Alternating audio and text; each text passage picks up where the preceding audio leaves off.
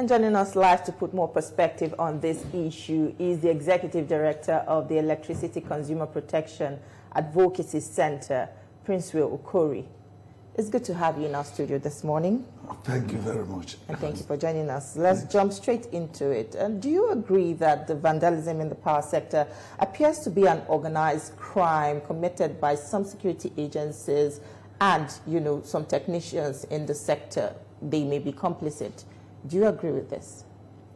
When you say organized crime, I would rather see it as conspiracy by institutions of state against the consumers of services that are provided by these service providers. And the level of exploitation of the consumers and the failure of the institutions of state to do their job is creating this problem. What do I mean by that? Section 4 of the 2007 Amended Act of the Nigerian Security and Civil Defense Corps made vandalism of electricity infrastructure act of terrorism. And they have Counter-Terrorism Center in the NSCDC, which is under the Minister of Interior's supervision. The National Security Advisor has Counter-Terrorism Center. What have they been doing? The United Nations Institute for Training and Research said that preventing and countering violent extremism can be done by good governance, community resilience, and civil liberty and civil rights. These three, there is a nexus between them and violent extremism, which we are experiencing in the power sector. What do I mean by that? Look at governance, for instance. You have the Federal Competition and Consumer Protection Commission. Their mandate is to protect the consumers. Who has the infrastructure that is being vandalized? Beyond transmission lines, what about transformers? What about the poles? What about the feeder pillars? What about the meters? Section 209 to Section 221 of the Electricity Act 2023 is on offenses and penalties. And it provided punishment for those who commit these offenses of vandalism, meter theft, destruction of infrastructure. But when the institutions of state that should enforce these laws are not enforcing them, what do you expect? Section 119 of the Electricity Act is on consumer protection and licensee performance standards. It deals with how you connect to electricity, how you get disconnected, how you will be billed, even estimated billing methodology. Is it being done? In 2020, the Central Bank of Nigeria, in connivance with Nigerian Electricity Regulatory Commission, approved and recommended 200 billion naira to be brought out to provide meter free for consumers in Nigeria. And 59 billion was shared to the 11 discos at the first phase. You don't hear about that program again. How many consumers got the meter? And I'll go and ask, how many consumers got the meter? And how much is meter sold now? Why is government keeping quiet to these things? You exploit the consumer. By rights, I'm talking about governance now.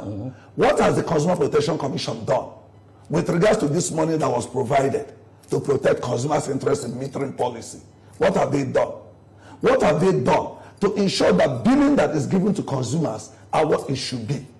Now, you see, under the 2005 Electric Power Sector Reform Act, estimated billing methodology entails that before you are given a bill, the distribution company will check the transformer supplying electricity to know the quantity of energy you've consumed and use it to check the kilowatt hours to get the amount you will pay. That wasn't being done. So many meters, the transformers did not have meter. And they just sit down and rule out bills. Today, the distribution company falsely claims the debts that are being owed. Now look at it again. Why is it that the distribution company has the right to collect their money anyhow from the consumers, but they can't pay the generation companies their money for generating the power they are supplying? There's so much injustice. There is so much abuse of rights. Well, if you say that this is an institutional problem, the Ministry of Interior is willing to set up a special that cannot solve the problem. Okay. It can never solve the problem. You see, we deceive ourselves. We say technology, a squad. What was the civil defense doing before now? Go and ask the IG.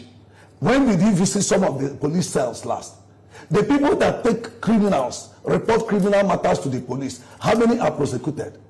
When a criminal is taken to the police and he's not prosecuted, and he goes, won't he be bold than he was before? So this is why most of the criminals and the vandals have become so bold that they do these things because they know they can get out of it. Now, you are asking, you are talking about the squad you will set up. Will they be more than the police?